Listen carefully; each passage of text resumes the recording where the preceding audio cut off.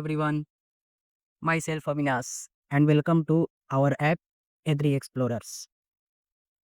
So guys, आज हम बात करने वाले हैं फंडामेंटल्स ऑफ एग्रोनॉमी के सबसे पहले lecture agronomy and it's scope के बारे में कि एग्रोनॉमी हमें क्यों पढ़ना चाहिए, क्या इसके स्कोप्स हैं, क्या इंपॉर्टेंस है और एग्रोनॉमी का हमारे एग्रीकल्चर में क्या यूज है, इन सब के बारे में आज हम पढ़ने वाले हैं। तो फर्स्ट ऑफ ऑल हमारा जो इंडेक्स है, यानी पहले ये देख लेते हैं कि आज हम क्या क्या टॉपिक कवर करने वाले हैं अपने पहले लेक्चर में। तो पहला टॉपिक है हमारा एग्रीकल्चर, इसकी डेफिनेशन और इसके ब्रांचेस कि एग्रीकल्चर के क्या क्या ब्रांचेस हैं, क्या एग्रीकल्चर की डेफिनेशन है, क्या है। फिर आते हैं हमारा एग्रीकल्चर की हिस्ट्री, यानी एग्रीकल्चर की हिस्ट्री कितनी पुरानी है, आज के एग्रीकल्चर में और शुरुआत के एग्रीकल्चर में क्या फ़र्क था, उसके बारे में हम स्टडी करेंगे, उसके बारे में हम डिस्कस करेंगे आप लोगों से। फिर उसके बाद आता है कि इवोल्यूशन ऑफ ह्यूमन, कि ह्यूमन का कैसे इवोल्यूशन हुआ, कैसे ह्यूमन का इवोल्यूशन स्टार्ट हुआ, कैसे क्या हुआ, इसके बारे में। एग्रीकल्चर, पहले तो ये जान लेते हैं कि एग्रीकल्चर का एग्जिस्टेंस, यानी एग्रीकल्चर कब आया है। तो आज से लगभग 10 से 12,000 साल पहले 2000 years later. एग्रीकल्चर एग्जिस्टेंस में आया, यानी 10 से 12,000 साल पहले एग्रीकल्चर एग्जिस्टेंस में आया। हाँ, तो एग्रीकल्चर बेसिकली एग्रीकल्चर क्या है? ऐसे तो हिंदी में इसे कृषि कहते हैं, ये तो हिंदी का शब्द हो गया कृषि, लेकिन इंग्लिश में अगर कहें तो एग्रीकल्चर दो लैटिन भाषा के शब्दों से मिलकर बना है, झुक के रहना पड़ेगा मेरे आगे। एगर और कल्चरा। एगर का मतलब होता है, एगर की क्या मीनिंग है? एगर की मीनिंग है सॉयल या फील्ड, एंड कल्चरा मतलब कल्टीवेशन। तो इस हिसाब से हम कह सकते हैं कि agriculture is a cultivation of land.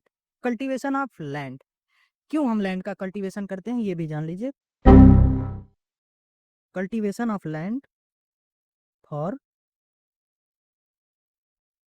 Crop production, यानी हम लैंड का कल्टीवेशन करेंगे तो क्रॉप प्रोडक्शन के लिए।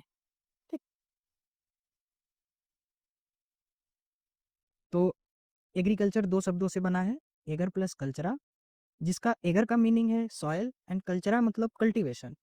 तो हम कह सकते हैं कि एग्रीकल्चर जो है कल्टीवेशन ऑफ लैंड, लैंड का ही कल्टीवेशन एग्रीकल्चर कहलाता है। आगे आते हैं नेक्स्ट पॉइंट पे, डेफिनेशन ऑफ एग्रीकल्चर, कि एग्रीकल्चर की ऐसे तो हमने नॉर्मली बेसिक बेसिक डेफिनेशन एक बता दी कि कल्टीवेशन ऑफ लैंड है, किसके लिए? क्रॉप प्रोडक्शन के लिए हम लैंड का कल्टीवेशन करते हैं, वही हमारा एग्रीकल्चर है। लेकिन साइंटिफिक टर्म में देखें तो एग्रीकल्चर की डेफिनेशन क्या है? First, agriculture is the art and science of producing crop and live stock using natural resources. Agriculture, agriculture क्या है? सबसे पहले तो ये एक आर्ट है, ये एक आर्ट है। आर्ट कैसे है? पहली बात तो ये कि एग्रीकल्चर को हम आर्ट क्यों कहते हैं?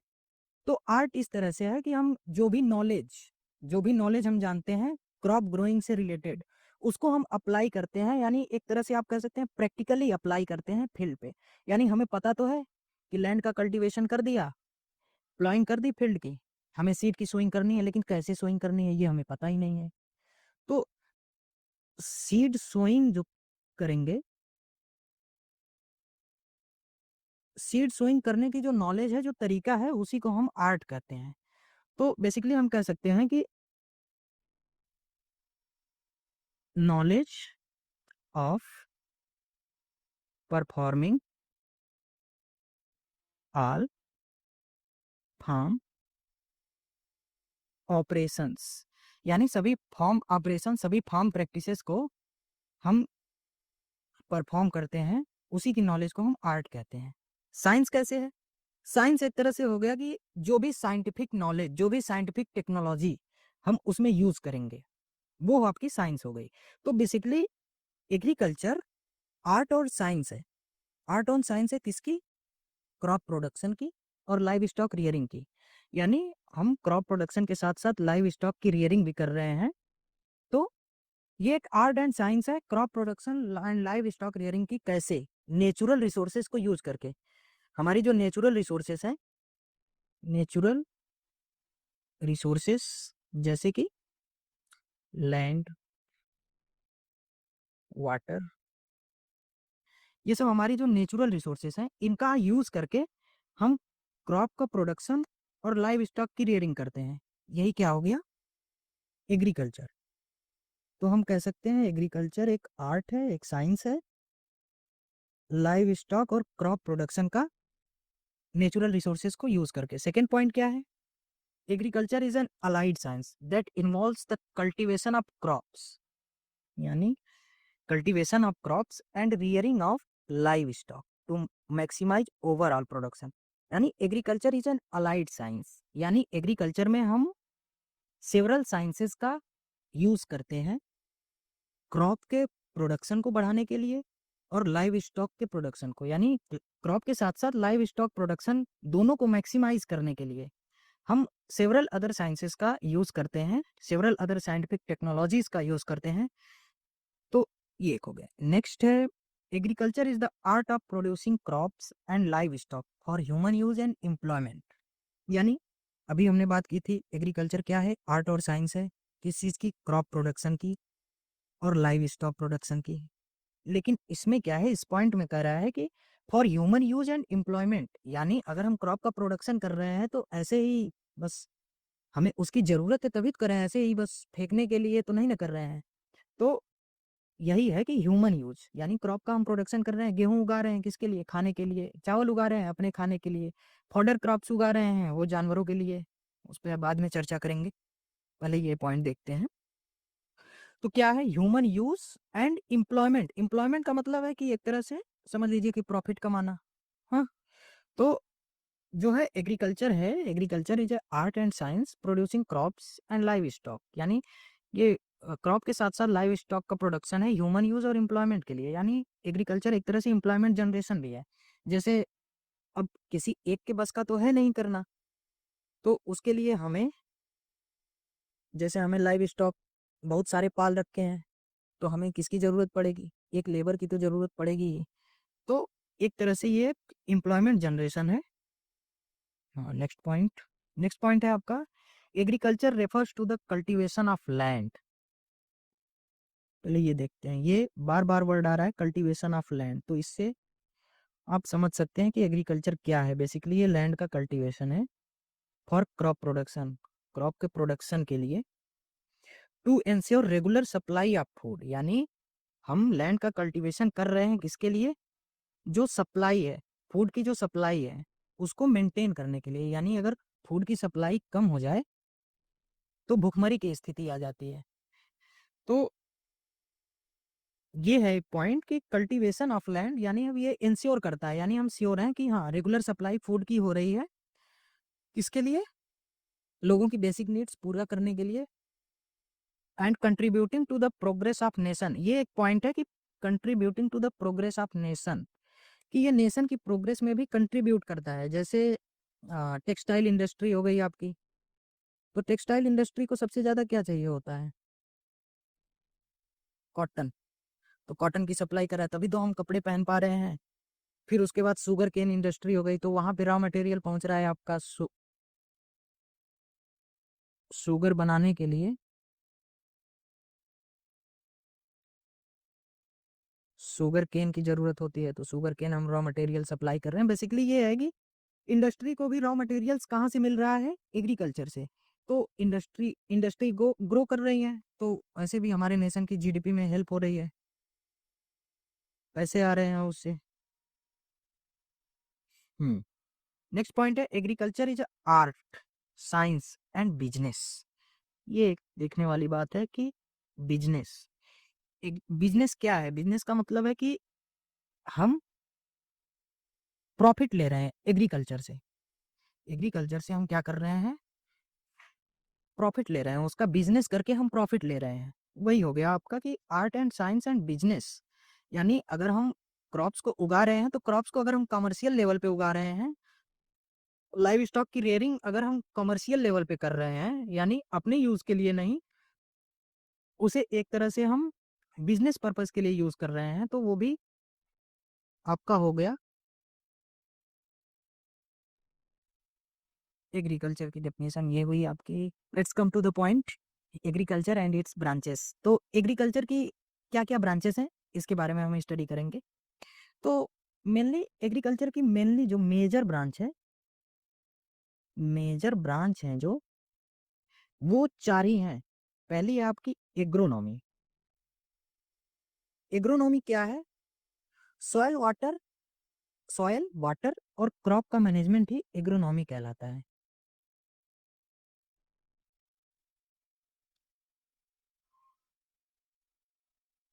अभी हम इसकी डेफिनेशन के और स्कोप्स वगैरह पढ़ेंगे। दूसरा है हमारा एनिमल हस्बेंड्री।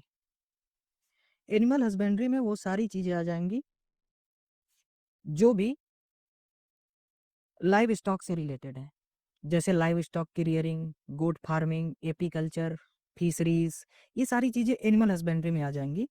फिर तीसरी है एग्रीकल्चरल इकोनॉमिक्स एंड एक्सटेंशन। तो एग्रीकल्चरल इकोनॉमिक्स में हम स्टडी करते हैं जितना भी हम इनपुट लगा रहे हैं एग्रीकल्चर में, उससे हमें क्या आउटपुट मिल रहा है, क्या प्रॉफिट मिल रहा है। प्लस हम मार्केटिंग सीखते हैं, ट्रेडिंग सीखते हैं, कैसे एक जगह से दूसरी जगह हम एग्रीकल्चरल प्रोडक्ट को भेज रहे हैं, उससे क्या प्रॉफिट मिल रहा है। फिर एक्सटेंशन, एक्सटेंशन में हम सीखते हैं प्रसार, हिंदी में बोलते हैं इसे प्रसार, यानी किसानों तक जो नई नई टेक्नोलॉजीज हैं, नई नई पॉलिसीज हैं गवर्नमेंट की, या जितनी भी साइंटिफिक नॉलेज है उसे हम किसी न किसी माध्यम से पहुंचाएं, उसी को हम एक्सटेंशन कहते हैं। और चौथा मेन ब्रांच है आपका एग्रीकल्चरल इंजीनियरिंग। इंजीनियरिंग में आपके जितने भी फार्मिंग टूल्स हैं वो सारे आ जाएंगे आपके एग्रीकल्चरल इंजीनियरिंग में, यानी एग्रीकल्चर में यूज होने वाले जितने भी टूल्स हैं, चाहे वो आपका प्लाऊ हो, चाहे वो आपका इरिगेशन का जो सोर्स है, आजकल पंप सेट बोलते हैं जिसको, इरिगेशन सोर्स, चाहे वो आपका थ्रेसर हो, चाहे वो आपका रीपर हो, ये सारा आपका आ जाएगा किसमें? एग्रीकल्चरल इंजीनियरिंग में। तो इतना तो एक आइडिया लग ही गया होगा कि जो है मेन चार ब्रांच हैं एग्रीकल्चर के, एग्रोनॉमी, फिर आपका आता है एनिमल हस्बेंड्री,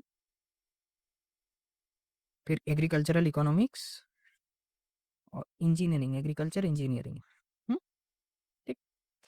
तो एग्रोनॉमी तो हमने डिस्कस कर ही लिया था। हॉर्टिकल्चर, हॉर्टिकल्चर क्या है? बेसिकली हॉर्टिकल्चर है गार्डन प्लांट्स का कल्टीवेशन।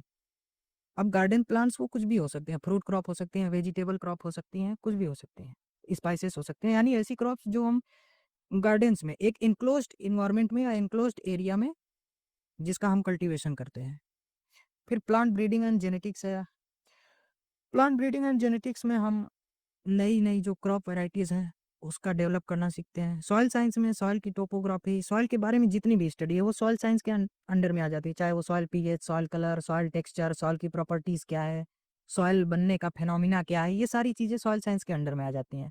एग्रीकल्चरल इकोनॉमिक्स, जैसा कि हमने पहले ही डिस्कस किया था कि क्या क्या हमें एग्रीकल्चर से क्या प्रॉफिट मिल रहे हैं, कैसे हम उसका ट्रेड करते हैं, कहाँ से हमें फंड मिलता है, ये सब चीजें आ जाती हैं। एंटोमोलॉजी, एंटोमोलॉजी है basically study of insects.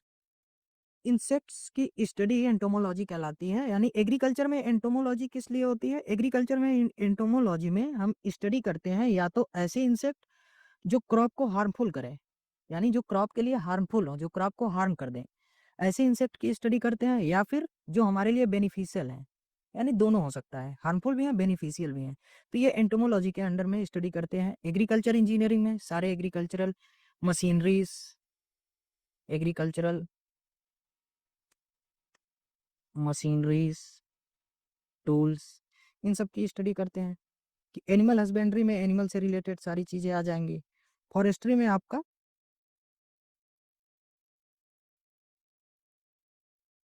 Forest से रिलेटेड जो भी है, जितनी भी चीजें आएंगी, चाहे वो रीजनरेशन हो, चाहे टेंडिंग ऑपरेशन हो, चाहे जो भी हो, उसकी स्टडी करेंगे। ऐसे सेवरल अदर ब्रांचेस हैं जिसके बारे में हम स्टडी करते हैं। ऐसे देखने जाएंगे तो एग्रीकल्चर की बहुत सारी ब्रांचेस हैं, और मेन 4 ही ब्रांचेस हैं आपकी: एग्रोनॉमी, इकोनॉमिक्स, एग्रीकल्चर इंजीनियरिंग और एनिमल हस्बेंड्री की। यही 4 मेन ब्रांचेस हैं। हिस्ट्री ऑफ एग्रीकल्चर, तो एग्रीकल्चर की क्या हिस्ट्री रही, क्या पहले एग्रीकल्चर था, अब क्या एग्रीकल्चर है, क्या क्या उसमें परिवर्तन हुए, क्या बदलाव हुए, उसके बारे में देखते हैं। तो सबसे पहला, अगर हम कहें सबसे पहला कौन सा एनिमल ह्यूमन ने डोमेस्टिकेट किया, यानी कौन से जानवर को सबसे पहले पाला, हम तुमको पाला हूं रे।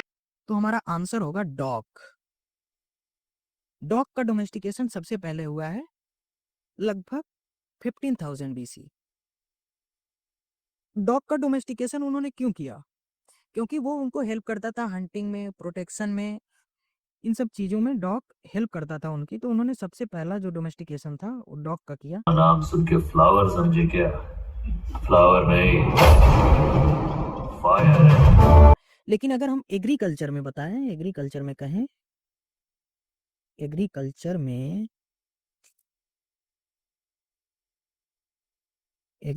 में सबसे पहला डोमेस्टिकेशन उन्होंने सीप का किया, हम फर्स्ट यानी भेड़ का किया।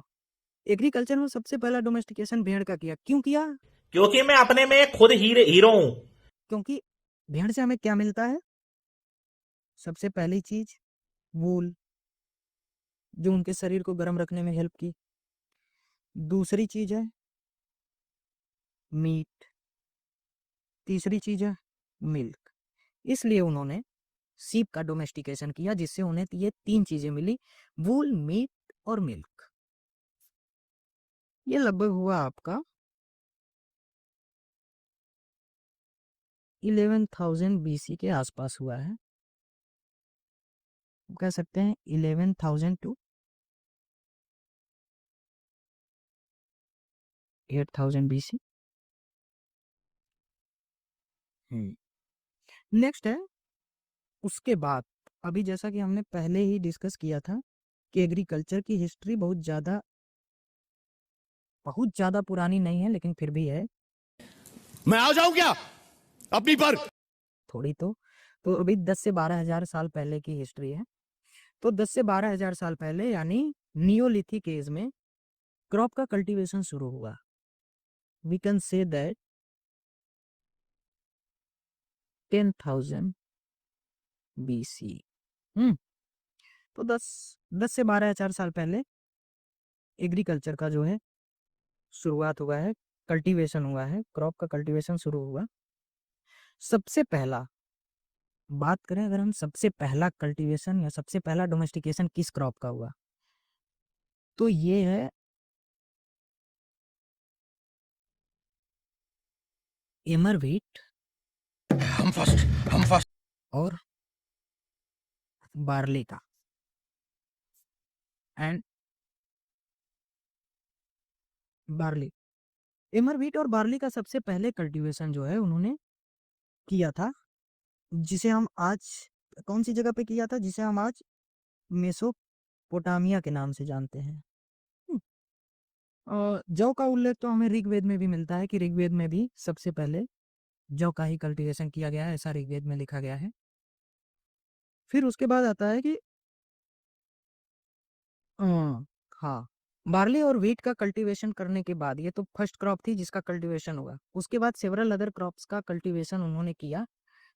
9,000 बीसी आते आते 9,000 टू 8,000,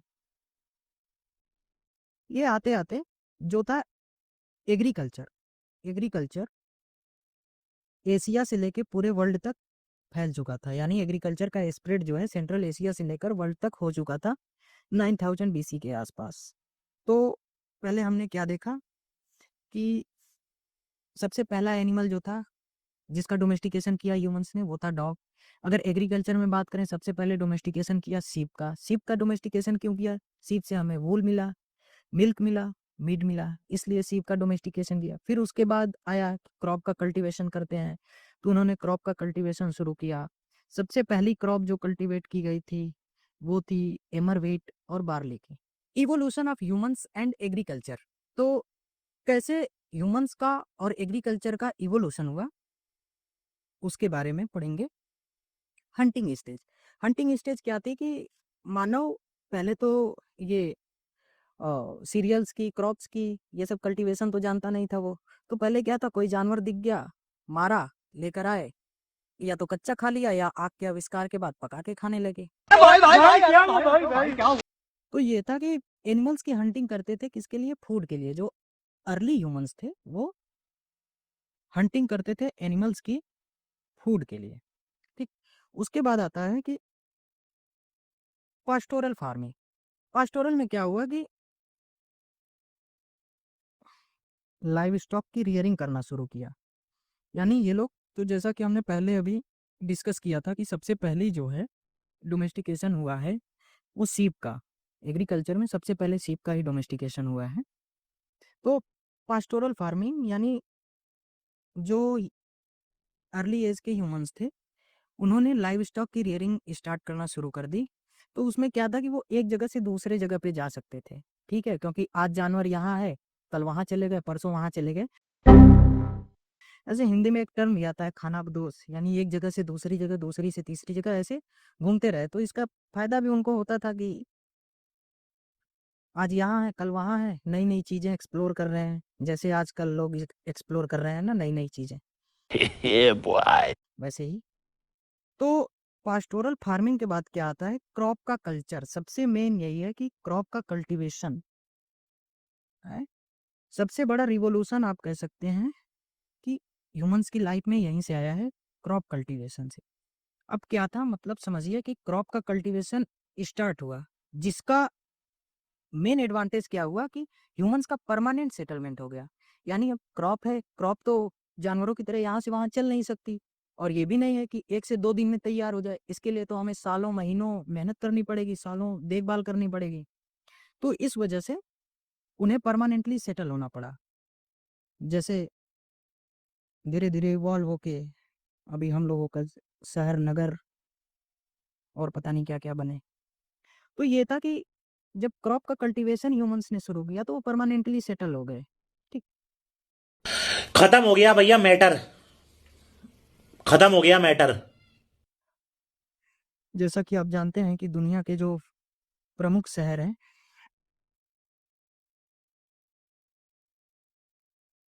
वो बसे ही हैं नदियों के किनारे, यानी वहाँ पे इरिगेशन की फैसिलिटी, पानी की सुविधा जलवा है हमारा। आसानी से मिल जाती थी। फिर उसके बाद आता है हमारा क्रॉप कल्टीवेशन के बाद आता है ट्रेड। तो समझते ये हैं कि क्रॉप का कल्टीवेशन तो उन्होंने किया। क्रॉप का कल्टीवेशन किस लिए किया? अपनी जरूरतों को पूरा करने के लिए। अपने जैसे एक एक फैमिली में 10 लोग थे, अब उनको जरूरत थी 2 क्विंटल गेहूं की, और उन्होंने उगा लिया 10 क्विंटल। अब 2 क्विंटल तो उनके लिए सफिशियंट है, बचे 8 क्विंटल का क्या करें? तो उन्होंने ट्रेड शुरू किया, यानी अपनी जरूरत से ज्यादा जो भी प्रोड्यूस करते थे उसे क्या करते थे कि जो उनकी सेवरल अदर नीड्स थी, जैसे कपड़े चाहिए, बर्तन चाहिए, या उस जमाने में जो भी उनकी नीड रही हो, यानी एक के पास ये चीज है तो उसके पास ग्रेन्स नहीं है तो आपने ग्रेन्स दिया और उससे वो चीज ले ली। तो ऐसे ही उन्होंने किया कि पहले ऐसे ही व्यापार भी होते थे कि एक के बदले दूसरी चीज ले लेते हैं। तो उन्होंने अपनी जरूरत से ज्यादा जब उगाना शुरू किया तो अब यहाँ पे आ गया एक टर्म ट्रेड। उन्होंने ट्रेड करना शुरू किया, जो बची हुई जो सरप्लस प्रोड्यूस था उसका उन्होंने ट्रेड करना शुरू किया, यानी एक दूसरे से एक्सचेंज कर लेते थे। खत्म, bye bye, tata, goodbye, गया।